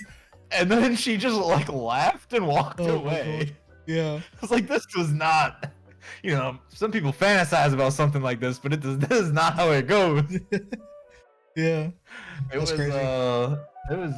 Yeah, that happened. But then she wasn't laughing at that though. Okay, guys, this wasn't like Yeah. No, Germany was beautiful though. Mm. Sometimes I think about if that situation had gone differently. No. I was just like, oh man, that's so unfortunate. I don't know if I put the sign the wrong way because I didn't read it right or something, or what happened there. Yeah. It's like she should have been able to hear the shower. Maybe she didn't want it, man. Maybe. Maybe, but The sign was on it. The sign was on I just looked shocked because I might have laughed first. Actually, I don't know. Yeah. I just remember being like, oh. I Yeah. probably looked like a deer with the like, caught in the headlights. It was pretty funny, to be fair. Like, Yeah. and I was just standing there, and I'm sure I went, oh. The whole situation. But Germany was beautiful. I went on a castle tour. Went and saw Linderhof and Neuschwanstein. Awesome. I actually preferred Linderhof to Neuschwanstein. It was Ludwig's smaller, more quaint hunting castle. Sorry, I just saw Zalzabab's comment. Maybe she thought she was getting a treat and saw it instead. No flame. Yeah, what treat was she hoping for though? I don't. Yes. Good old It was, American hot dog. Yeah. Yeah, I guess she wanted that that Chicago dog. Oh, that all beef Frank. No, cause like it definitely she definitely wasn't trying anything, cause she had Okay. like the housekeeping cart still blocking like the main door open like they always do, you know. Yeah. Like I feel like if she was trying something, she would have pushed the cart in all the way and like shut the door or something. Yeah. But I don't know. It was, she must have just not been paying attention, and going through her motions, you know. I don't Yeah. know, because she just started going like, I'm so sorry, and like, and just kind of like left, and I was like, all Yeah. right. That kind of reminds me of. I know I've been leaving a tip, but I didn't know. Well, that kind of No, tip. it was- Yeah. That reminds me you know. of my dad. My dad told me a story because I was with him, but I was already in another room. But we had to go to a hotel, and they gave us the wrong keys for the wrong doors. I don't know how this ended up happening, but Oh, from God. my room was fine. But even though it was the wrong room, it was fine. My dad opened the door, and what he saw there was two dudes in the middle of the act. Yes. Yeah, and they looked at him, and he looked at them, and it was just, that was also the eye locking moment, and it was really awkward. So my dad, of course, he just went out and he went to the reception. It's like, I think I got the wrong key here. You got the wrong key. Oh, I'm so glad. Oh, I'm so man. glad I wasn't the one with the key, because I don't know what I like. It's shocking. It's shocking. Yes. Yeah, I mean, I'm sure it was shocking for her too. Yeah. No, It was shocking for everyone involved. for both. For Because like both I of them. didn't hear yes. it. I had the shower on. I was Yeah. stepping out of the shower. To be fair, actually, I mean, it must have been like really coincidental timing where right as she was walking in the front door, I was like turning the shower off and getting out. Because I had like just finished drying off and stuff. And was like just about to go and reach for my underwear to put it on. And it was like, boop, door open. Like, oh! Yeah. It was very coincidental timing. But Yeah. I'd be lying if I didn't say that I didn't have a daydream or two about if that went differently. Oh my god. It's. So close. It's so close. I guess if we're German talking about adventure. German adventure. Salsabab said, "This is why I take cold showers. Nothing to see." Yes. Nothing to see. Wouldn't that make it worse? Yeah, that makes it 10 times worse. Yes. Although to be fair, I took a hot shower and then stepped out into a cold bathroom. Ooh, probably didn't help my chances. I don't know how y'all do it. No. I know. I think almost everyone I know enjoys cold showers. My girlfriend as well. She loves cold shower. I don't know how y'all do it. I love warm hot as I can showers. Get it. Yeah, same. Oh, hot shower. Yeah. And then, although lately at the end of the shower, I've been cutting it to like lukewarm, kind of like just room temperature cold water. Yeah, it's because when you get out, you don't want to get that shock of like, oh, now it's cold suddenly, right? For that, and to like it supposedly like closes up your pores and stuff. Oh, I it don't does. know. Okay. Yeah, that's what I've heard. It's supposed Yeah. to be good for you. But just to like, yeah, because when you're all warm, your pores are all like opened up, and then if dirt gets in them and then they close up, that's when you get. Maybe it's bullshit, but it also it helps prevent like that thing where like you step out of the shower and then you're just immediately sweating on top of the water that's already like. Yeah. That's the worst when you're immediately sweating out of the shower. It's like, what was the point? I've definitely been through weather like that. It's horrible. Very humid weather. Actually, today was also really humid and stuff. It's humid here right now too. Yeah, it's horrible. Horrible. I don't like it. Not one bit. See. You get out and you have to take another shower. 53% humidity, Mm. but it's like 80 degrees. It's toasty today. It was like crazy hot last week though. We had parts where it was like 120-degree heat index warning. Like everybody was making Facebook posts about protecting your dog when you take them out and stuff, and like there were heat warnings, heat stroke warnings going around. It was crazy last week. Yeah. Well, I mean, I kind of had that issue with. Did you see? I can't really talk about it specifically because it kind of shows my whereabouts, I guess. But in the Discord general chat, right? I can't say that, I guess. For Hoppy, you'll see some pictures that I posted. It's not too long ago about what happened. And you see, like, that was our weather, and that was kind of intense. Yes. Just want to see his shocked face when he sees what pictures they were. Yeah, I'm scrolling up. Discord general chat. Yeah. Wait, what is? You see it? I see a selfie water? of you waiting for hyenas. Oh yeah, no, it's before that. Damn, is chat that active? General chat? Oh, can't be I'm that. still scrolling. Oh, wait, with the yeah. water? Yeah, the water. Yeah. Oh shit! I've been through that. Yeah, that was wild. Shake that ass, girl. Move it like a gypsy. That is. Yeah, that was kind of wild. The stairwell is the craziest one. Yeah, I've never in my life been through that. God, yeah, the cars are like completely under. Yeah. That's wild. Yeah. Kind of crazy. So I mean, everything had to just like shut down when that happened. Everything, like, everything would would work. Nope. Everything was done for, and you also see the electricity in the basement, as well. It was crazy. So yeah, that was definitely an experience for sure. And I woke up to some sounds of people like being very loud, but I didn't know why. And I was very angry because I wanted to sleep, of course.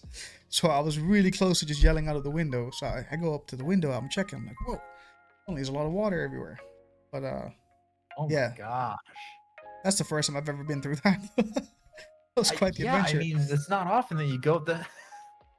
That's wild. Yeah, some dude who owned a kayak was just having the time of his life, though. 100%. Yes. Like, I was ready for this moment. The worst part, kayaker by nature. The worst part about the water insurance is that we weren't covered because this is elemental damage and not other types of stuff. So we did not get anything for our basement being completely ruined. Well, we didn't have much stuff. Like, flood insurance is like separate, right? Yeah, which is like, you don't think about it when you get your apartment or house, whatever, right? You don't think about like, oh, you know what? Maybe the weather might damage our house or anything. But no, right, yeah. Everything else is covered under just like renter's insurance or homeowners. Yeah, like if you get broken in or whatever, or like some fire damage or whatever. Yeah, that's all good. But then like elemental damage is something completely separate. So hey, if I can leave you guys with a tip, check your insurance and make sure it's covered, because you never know, it might happen. I got a crawl space with a sump pump. I'll keep my fingers crossed. Yeah, that's crazy. It's like fully waterproof though. The previous owner like had it all like foam sealed and waterproofed. So yeah. I'll run with that. Good enough. Yeah, quite the experience. I still gotta get down there and just like, I don't know, look at my house under there. Like, I want to see where all the pipes are going and just check everything. Look around down there. But then I'm like, fuck, there's gonna be crawling around through spider webs. It's gonna suck. Although it's pretty clean, but they're bound to be there, you know? Yeah. Have you ever been Maybe I'll bug bomb it first. Have you ever been to your what do you call that? Grenade. Like basement area with all the pipes and stuff? It's scary. That's what I'm talking about, the crawl space. Yeah. I have like an outdoor access to it too. It's super creepy. It's like in an old horror movie where there's like the big door you pick up. Oh, it is that. It is that one. Yeah. To like crawl down in there. Every horror movie, yeah, like that. Yeah. But then there's no access to it from inside the house. It's only the outside the house access. Oh, so if you lock it, then like people are trapped in there. Damn. Yeah. It's one of those. Yeah. I mean, there's like some vents, but those are actually like foamed shut. So yeah. That's scary. I mean, I could never. If you lock somebody under your house though, they could totally just start like breaking pipes and like True. That's what I would do if somebody locked me under their house. Yeah. Be like, fuck you. I'm breaking a bunch of your shit, you know? Yeah, you could do that. Although, what if you break a water pipe and it just starts filling? Then it's ruined. Yes. Those are like some deepest fears for me, for sure. Like being trapped in an area like that, because one, it's nasty. Yeah. Most people don't even realize, but like if you're in such an area, it's just I'm worried about the surroundings. Like, there could be some random spiders and stuff crawling on you. I'm not that afraid of spiders, but in areas like that where it is very nasty as well, no one has a clean basement, dude. Nobody. You can't tell me otherwise. I don't believe it. it just makes you like, if you're like stuck in there, then Yeah. it would make me like paranoid, where I would just constantly feel like there Yeah. is something like about to crawl on me. Yeah. Yeah. Yeah. That would be the more so the fear, like the bad feeling. Yeah, for sure. Yeah, I get that sometimes, like even trying to go like frisbee golf, and there's like a bunch of mosquitoes around, and you just hear them buzzing by the whole time. I can't stand it. I'm like, nah, I'm done. I'm done for the day. They're getting in my nose. Yeah. Nah, that's way too creepy. Jay Slayer had a comment about the flood thing. My truck has airbags. It lifts really high off the ground for off-roading. Probably wouldn't get flooded even at that height. You know, it's funny you mentioned that, because like I've been in contact with some Americans before in my life in the Netherlands. They all comment about like how all the roads are too small and the cars are really small, because we don't really have that many big cars or anything. Most of the roads are not even accessible for like, okay, this is kind of an extreme, but like a Hummer, right? A Hummer is like has a really big and wide. Makes sense, because that's how big cars and roads should be. Yeah, that's what people say. Yeah, but if you try to drive that in the Netherlands, there are a lot of roads that you just cannot take because it's too wide. Like there will be traffic coming from the other side, of course, and your car is too wide and you can't do anything. It's almost like average people don't need to drive military-sized vehicles. Why do you need a tank, dude? You just don't. Yeah. And the worst part is, living in America, 90% of the big giant trucks that you see on the road have never used the truck bed. Really? These guys haven't worked a day of construction in their life. And if they have, they're the supervisor, and they don't even bring materials to site. They drive there in their big ass lifted truck to stand around and point at people and then go home. And the people doing the real work are in like a smaller normal truck with all their tools in the back and shit. Or like an actual work truck. But when you see these big glamorous looking, like shiny, you know, trucks, like none of these guys are using their truck for what it's like intended for. It's just a posturing statement. It might as well be a Lambo or a Hummer or something, you know. Shiny city truck guy, yeah. I mean, because you have it, you end up using the truck bed a lot, but it wasn't purchased out of necessity. Let's be real. It was purchased because big truck cool. My dad used to have bigger cars, but not the cars to show off. Like they're really ugly. Like the what's that one called? It's known to be the ugliest car ever made. Ion XB. No, it's I forgot the name. I can't Google it either because I don't even know. Ford Gremlin. No, it's it has like an additional layer above the hood with like extra lights. I don't know what it's called. Like a light bar on the front? Oh my god, I can't. I cannot. I'm gonna quickly Yeah, I got this. nothing. Ugliest car in the world. I'm just gonna Google it. Oh, also, was just speaking on the topic of cars and whatnot. Back in Benin, there were no like proper roads. There were like holes in the roads, and sometimes it was like sand roads and whatnot. My dad actually had a Volkswagen Beetle. not the best car for those type of roads, for sure. Nice. I had a guy who lived down the street from me growing up who always had like 3 Beetles in his driveway, and you could tell he was just like pulling parts from 2 of them for the 3rd one. Some people do be loving their Beetles, man. I mean, if you ask me, it looks cool, but I'm telling you, it's not worth it practically. Have a Beetle? Yeah, it's not, because like it's just not a lot of space. A lot of cars nowadays, it doesn't have to be as expensive. Like I don't get me wrong, I don't have as much knowledge about it, but a Multipla, is it Fiat Multipla? Is it that one? I don't know. Yeah, it is that one. Okay, so I'm gonna show it on screen real quick. You had this car, but my dad always has like really spacious cars, but they're really ugly at the same time. This is what I'm gonna have to. Sorry for Hoppy's camera right now. If you guys know, this one is so damn ugly, but it has so much space on the inside. Oh, You see, yeah. Yeah. So fun fact, actually, when I can't remember if this when I was moving out of the boarding house or if I got evicted from the apartment that I had.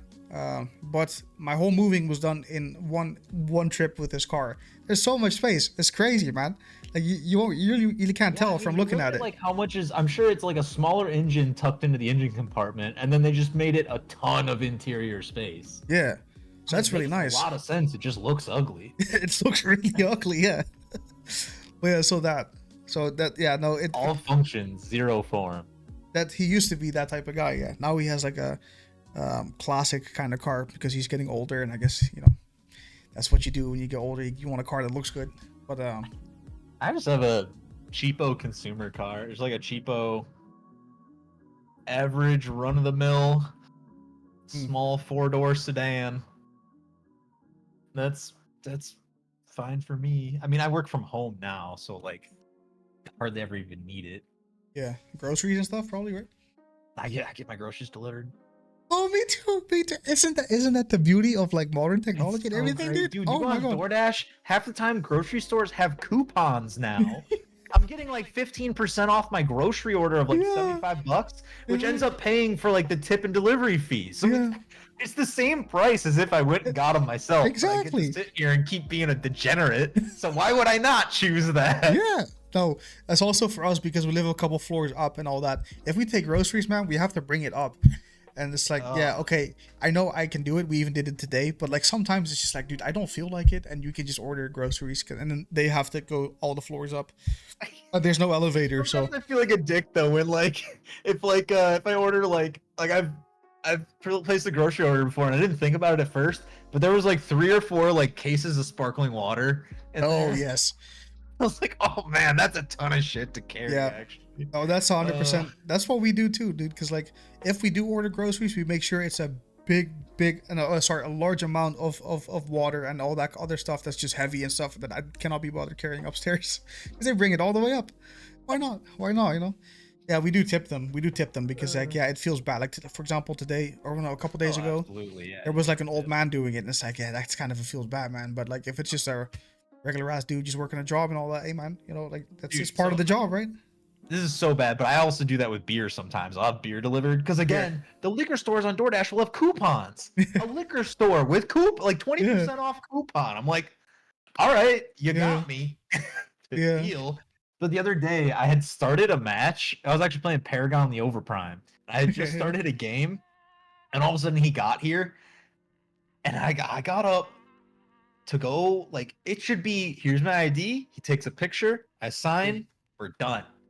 It took first of all he came up to my door and he had left the beer in the car at first, and it was this older guy, and he was super nice, but just so slow with everything he was doing, and I'm sitting there like, dude, my game just started, my team's waiting on me, shit. Yeah.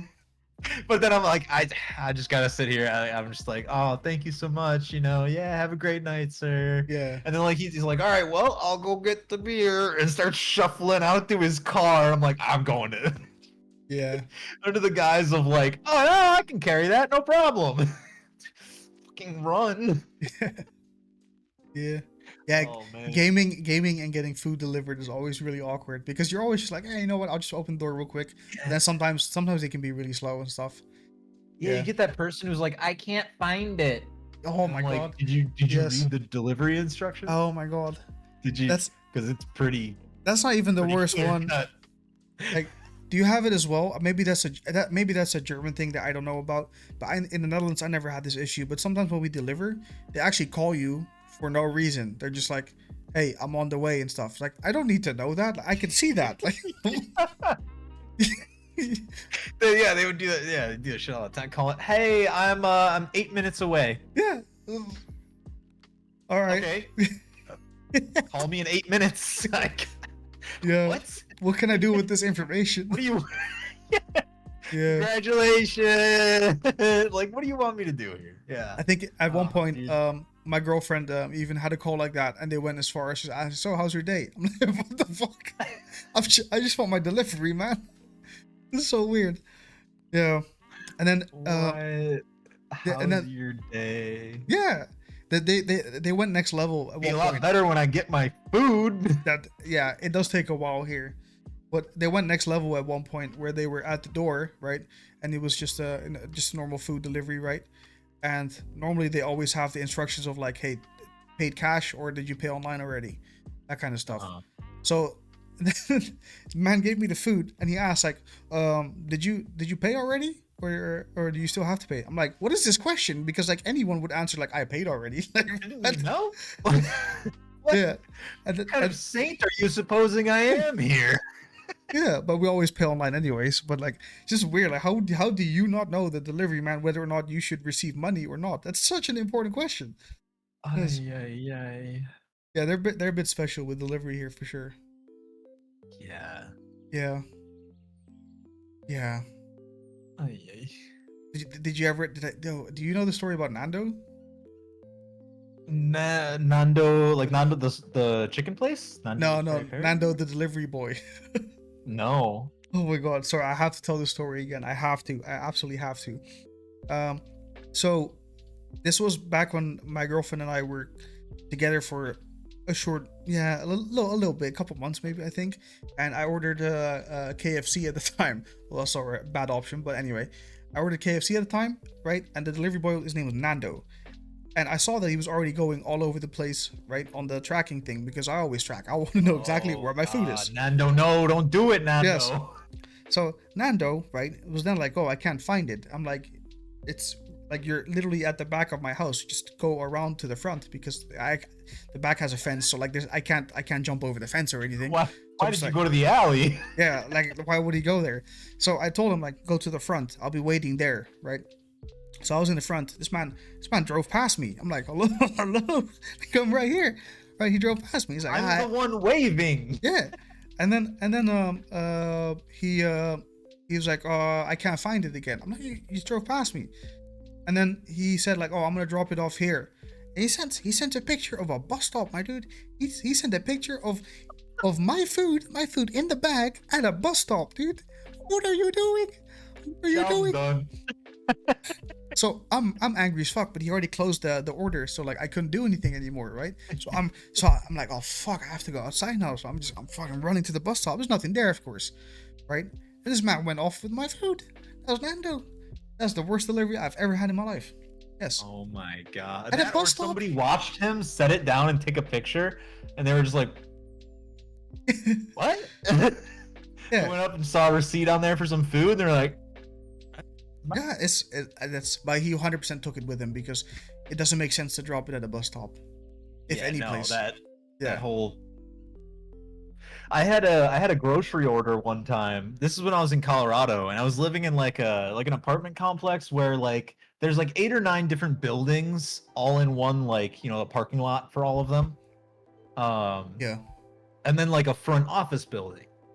And I got a grocery order, and this some lady dropped it off and at the doors of the front office building, and then took a picture of it sitting there and just left.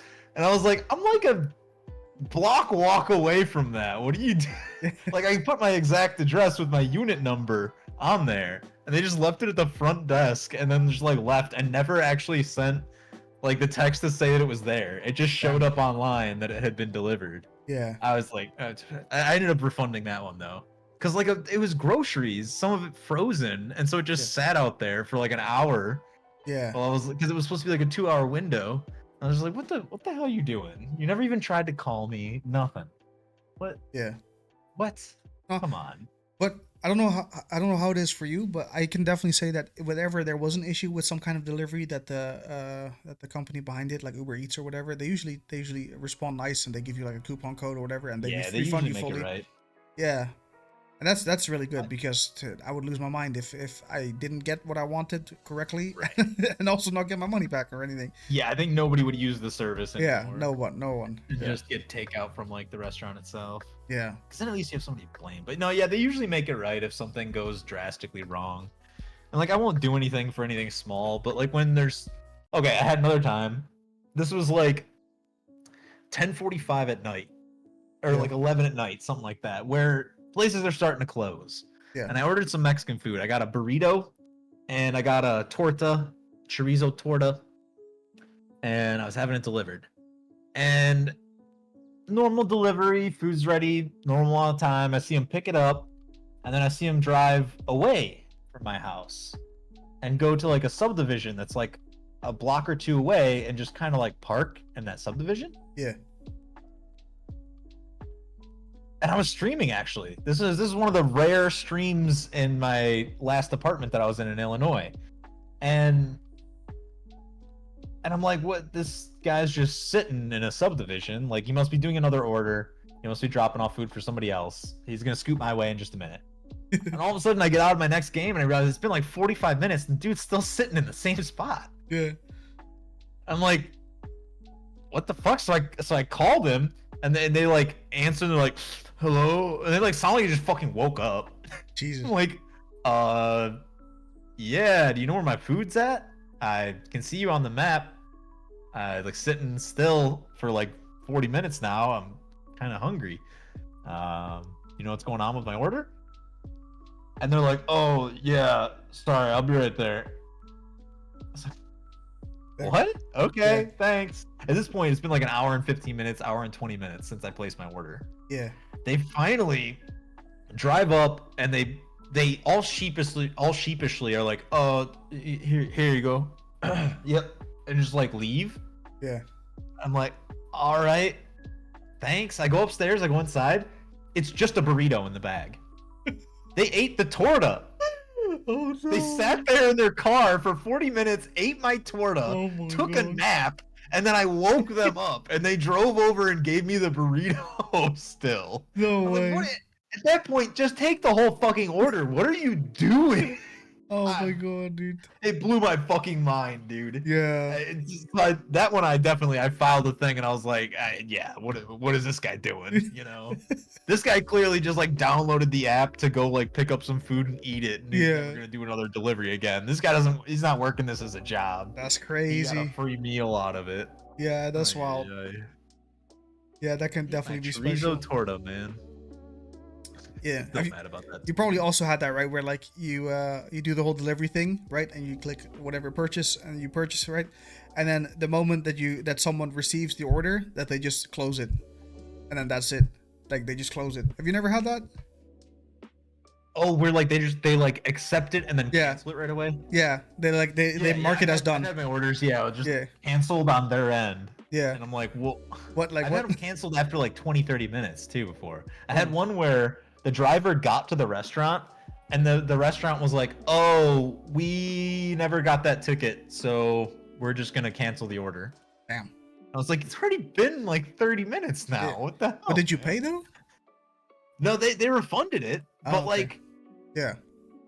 now I'm sitting It's- here for yeah. 30 minutes. Like my food's supposed to be here now. Yeah. Now my choices are to like place another order, or I just have to go run out, which I like. Yeah. I guess it's the first world problem, but That's what sucks the most, man. Because like it's not even about the money; it's about the fact that you've been sitting there for an hour waiting on your food and you're still hungry. I Right, made yeah. a decision to Yeah. not leave and to just pay for food and have it delivered to me. Yeah. And I knew it was going to take 35, 40 minutes, whatever. Yeah. But now it's been 35, 40 minutes. I'm as hungry as I expected to be when I was going to start eating. Yeah. And now I have no food for at least another 35, 40 minutes. Yeah. Like, yeah. That story I told you about the KFC thing, the thing that hurt the most was having to reorder because there's no way I'm going out. I'm just angry at that point. Angry and hungry. So I had to wait an additional like 30, 45. Nando. Okay, Nando, man. I had to wait an Nando, additional 30, why? 45 minutes just because Nando decided to take it with him. Yes. I wish I remembered the name. I just remember that it was a chorizo torta. They ate it. Oh my god. ate No, I my can't chorizo actually. torta. That's so wild to like wake someone up and then only to get half the order. Like you know he ate it. You just know. Yeah. He literally scarfed down a chorizo torta and took a siesta. and then here I am calling him up. Yeah. No, that's wild. Where's my burrito, motherfucker? Yeah. And then still delivered. It was an Al Pastor burrito. Still delivered the burrito. Which, I mean, thankfully, at least I had something to eat. It was cold, no? In that situation, I was like, all right, but okay, no, worst part though, it looked like the burrito had been like unwrapped and opened, like he looked at it and then closed it back up. Like the foil was all fucked up. He decided it wasn't good enough. Yeah, he looked at the burrito and was like, nah, and he looked at the torta and he was like, Yeah. yeah, this one's too hot. Oh my god. Ooh, this Yeah. block is too cold. This torta's just right. No, Fucking that's wild. Goldilocks me. Son of a bitch. Dude, that's crazy. Coach, I have a question to ask you. It was it's a lot of fun. But would you like to swap over to some games? Yeah, yeah. You I'm want down to? with that? All Let's right. do it. So for people watching YouTube, if anyone's watching on YouTube, this is where we'll end it then. Do you have any last words? Where can we find you? Yes. Or a message. I think my last words would be a prompt for the comment section. That if anybody has any recommendations for topics for future podcasts for Z, then you should leave comments in the comment section down below. Don't forget to like and subscribe to Z's YouTube channel. Wow. And he streams on Twitch. Follow the link in the description. And also thanks for having me, Z. Twitch.tv/I'm so happy. Yes. Yeah, and twitch.tv/I'm so happy. There might be some more content there in the future. A little bit of gaming. I think I might try and do some like workout streams. Oh, workout? Okay. Maybe some beer brewing streams as I start getting back into brewing. Some gardening streams come next spring. Trying to get into some IRL stuff, but then I'll inevitably just end up playing video games. As always, that's a good one to end it on. Video games. We're gonna go swap over. Thanks so much for hanging out. And I'm not gonna end stream, but this is just for the YouTube portion. This will be the end. Yes. Bye bye. Okay, there we go.